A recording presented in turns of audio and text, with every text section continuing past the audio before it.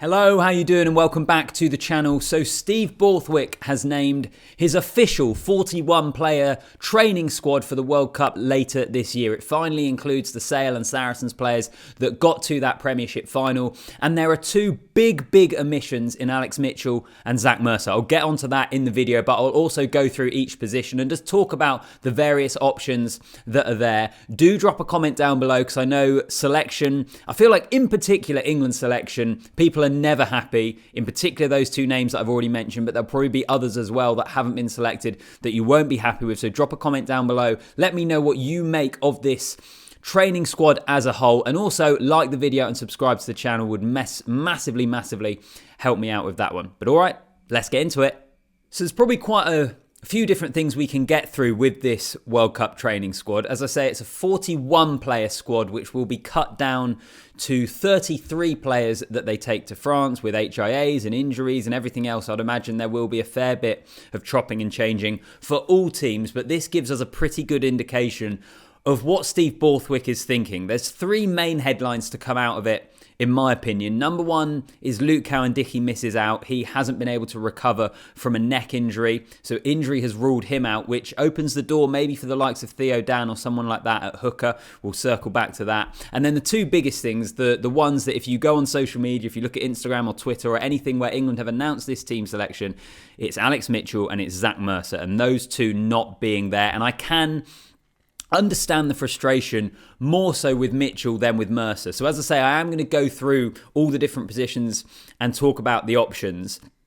But I think let's get straight into it with Alex Mitchell and with the scrum halves. If we look at the options that Steve Borthwick has available to him, it's Jack Van Portfleet, it's Ben Youngs, it's Danny Care. And I am as amazed as everyone else that Mitchell hasn't been there. I thought in the Premiership, he's probably been the form 9 in the Premiership this season. I thought he looked like England's best 9 in the Six Nations when he came off the bench and then when he finally got an opportunity to start. And as we've said before with Ben Youngs, who's had a sensational career, I just think he's been very slow.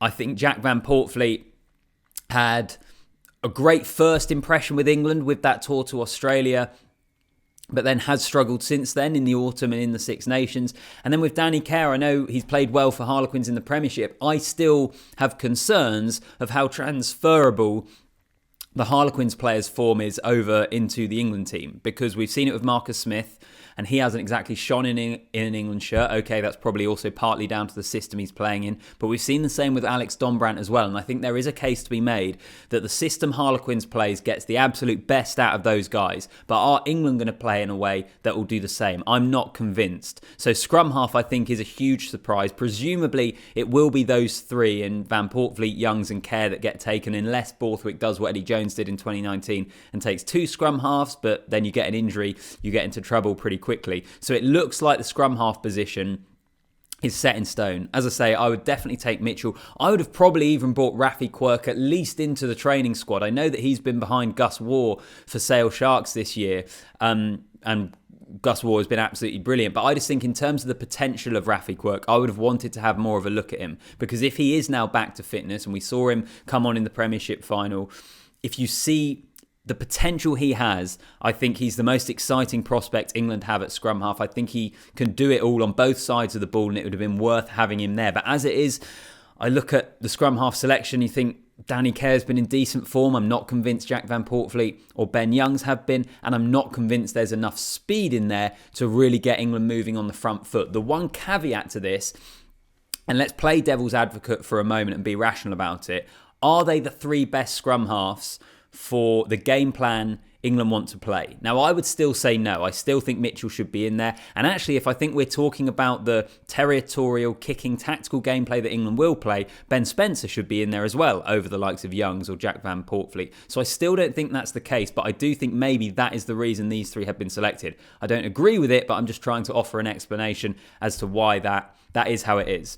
The second of the most controversial selections is no Zach Mercer. So what we've got there in terms of the back row and the number 8 options, Billy Vunipola is there, but he is still rehabbing, but he's part of the squad. I've seen it be reported as well that it doesn't look like he'll be able to play before England choose their 33-player squad. England have a number of warm-up games. They play one warm-up game, and then it's after that match that they will select their 33-player squad for the World Cup in France. If Vunipola doesn't play, then it's very interesting that he is still there. That suggests to me that he is going. Tom Willis has been called up, which I think would all be pretty pleased with. I know he's often been overlooked, but his form when he's been playing in France has been very, very good, joining Saracens next year.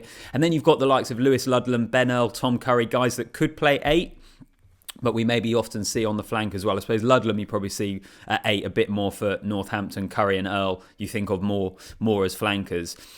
Should Zach Mercer be in there? Now, I know lots of you are going to say yes, and I think it would have been worth them having a look at Zach Mercer. I do personally still think there are questions about him at international level, purely because of his size. And I know everyone in the comments will say, well, England always do this. You pick players for what they can't do rather than what they can do. I get all that. Zach Mercer's got brilliant feet. Get him in a bit of space and he can probably do things differently to some of those other number 8s. And I'm pretty sure, actually, can't remember exactly now. Someone will correct me in the comments. I think I might have had him in my squad. And when I did, this is the England team I would select. I think Mercer was one of those that I would look at.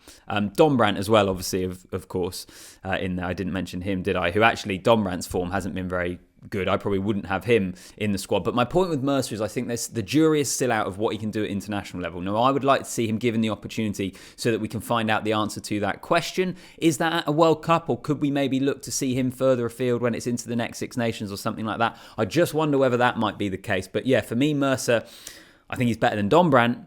But is he such an omission that I'm really disappointed in it in the way that I am with Alex Mitchell? Maybe not so much, but I'm sure many of you will be, so you can drop comments down below. Let's go back to the rest of the squad, really just quickly to run through the other players that have dropped out. It's Tom Dunn, Charlie Ewels, Ted Hill, Joe Hayes, Fraser Dingwall, Tommy Freeman and Finn Smith. And then the Saracens and Sale players that have come in. So first of all, Saracens, you've got Elliot Daly, Mako Vunipola, Billy Vunipola, Ben Earl, Max Malins, Jamie George, Theo Dan and Owen Farrell. And then the Sale players, it's George Ford, Manu Tuolangi, Tom Curry, Bevan Rod and Johnny Hill. And those players that are with the squad that are rehabbing is Ollie Chesham, Ollie Lawrence, Mako Vunipola and Billy Vunipola and Jack Walker.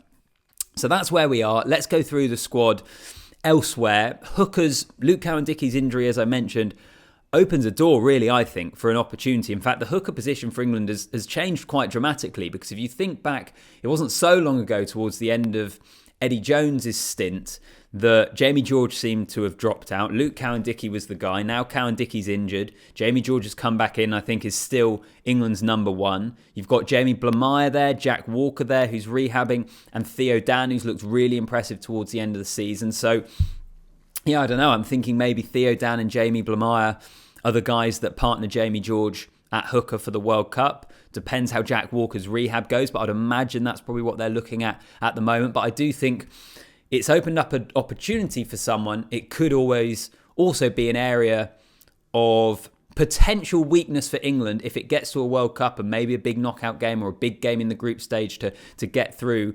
The hooker normally always goes off. Who's coming on is not going to be particularly experienced at international level, but it is an opportunity. In particular, Theo Dan, I thought he looked really, really good for Saracens. Can he consistently do it with the big boys of international rugby? I think he probably can, but maybe we'll wait and see. In terms of props, it's very interesting as well, because tight head looks to be set in stone. Kyle Sinclair, Dan Cole, Will Stewart. Those are the tight heads in the squad. England will surely take 3. Those are the guys that are going to be going, I would imagine. Loose head, I guess, is where there is more competition. Ellis Gens, Joe Marler, Val Rapava-Ruskin, Bevan Rod and Mako Vunipola, who I mentioned, who is going to be rehabbing. Ellis Gens is England's starter, isn't he? After that, we've seen Mako Vunipola coming off the bench during the Six Nations, but a lot of people not too sure about whether they want to see him there anymore. I'd love to see Val Rapava-Ruskin. I'd like to see Bevan Rod in there as well. 2 guys that I think of, well, certainly Val Rapava-Ruskin we haven't seen any of in an England shirt.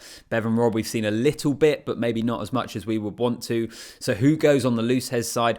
I think there's a good chance it's going to end up being Ellis Genge, Joe Marler and Mako Vunipola, which I don't think will be the popular choice, but I think there's a good chance that is realistically what we see. I have no real complaints with Marler. He's so experienced. He's still a very, very good prop. So Genge, Marler, Rapava-Ruskin, I'll be happy with that. But I think, as I say, it could be Vunipola in there instead. Onto the second row, Johnny Hill, Maro Itoje, George Martin, Dave Ribbons, Courtney Laws and Ollie Chesham. Chesham obviously rehabbing at the moment. Courtney Laws, you can put a few question marks by because we haven't really seen him play second row for England for a long time. He's been in the back row. But remember when England... when was it in the Six Nations? There was a squad before the Six Nations where a second row dropped out and I think it was Courtney Laws that was called up. I'm sure I remember that being the case, which was quite interesting to see him called up in place of a second row. And maybe that is where Steve Borthwick sees him. I wouldn't rule it out that we see Courtney Laws playing in the second row. So could be back row, could be a second row option. I love the fact that George Martin's there. I think he's been really good for Leicester Tigers. Quite an explosive option if you have him coming off the bench. I think it's quite a good option to have there. And then, we've seen Ollie Chesham was good in the Six Nations. Dave Ribbons, I think, hasn't done anything wrong really from what we've seen him. And then obviously Maro Itoje, ever present. Johnny Hill, he forced his way back in because he seems to have missed out a little bit. So there's decent second row options there. I suppose the thing with England really is what's our starting pair, because it's always Itoje. It was Johnny Hill for a little while, then Chesham's come in. Ribbons, I don't think we've ever really replaced George Cruz or Joe Launchbury when we had that strength in depth there. So that's one to keep an eye on. And then I've mentioned the back row already in terms of the number 8s. But in terms of the back row as a whole, the options are Tom Curry, Ben Earl, Courtney Laws, Lewis Ludlam, Tom Pearson, Sam Underhill, Jack Willis, Tom Willis and Billy Vunipola. I think England have options in the back row. I'm really pleased Tom Pearson is there. I'm glad Jack Willis is and Ben Earl as well. Obviously Tom Curry, so good as well. So it probably just really depends on what you're looking for. What you're looking for in terms of your options, what sort of game plan you're looking to implement and who is best to do that job. Sam Underhill back in, he's had so much injury, hasn't he, Sam Underhill? Whether he gets through camp or not is probably going to be a big part of that. Tom Pearson, whose form has been excellent, but hasn't really ever been given an opportunity with England. I guess someone there is probably going to drop out in terms of the options that are there. I'm pretty pleased with them. Scrum half I've mentioned already. Fly half, Owen Farrell, George Ford, Marcus Smith. No shocks there. Presumably all three of those guys go. Let's move on to centres. Ollie Lawrence, who is rehabbing. Manu Tuolangi, Joe Marchant, Henry Slade and Guy Porter. A lot of pressure really on the physio staff to get Lawrence right, I think, after the Six Nations he had. Because I think Lawrence goes, doesn't he? Tuolangi goes. And then you could take a Joe Marchant because of the options he gives you and that he can play on the wing.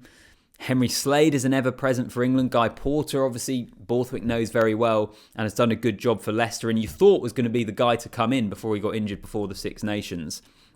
So centres, probably some options there. Back three, Henry Arundel, Joe Thockner-Singer, Elliot Daly, Max Malins, Johnny May, Caden Murley, Freddie Stewart and Anthony Watson.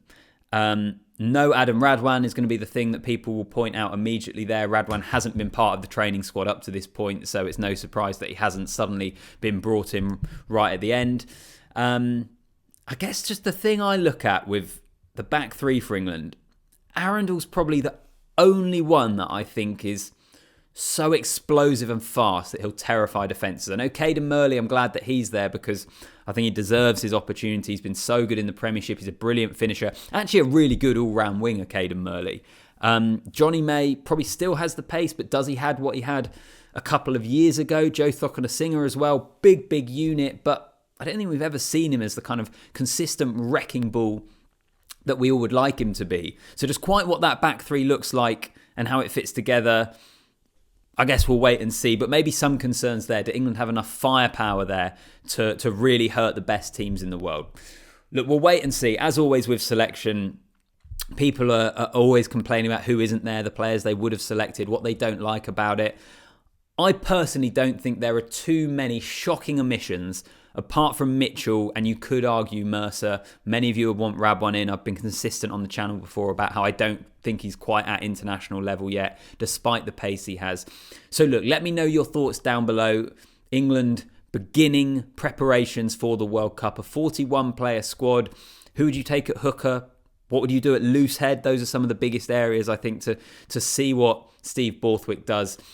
And I think we're all probably in agreement. No Alex Mitchell seems absolutely bonkers, but it's where we are. Drop a comment down below, like the video, subscribe to the channel, and as always, guys, I will see you in the next one.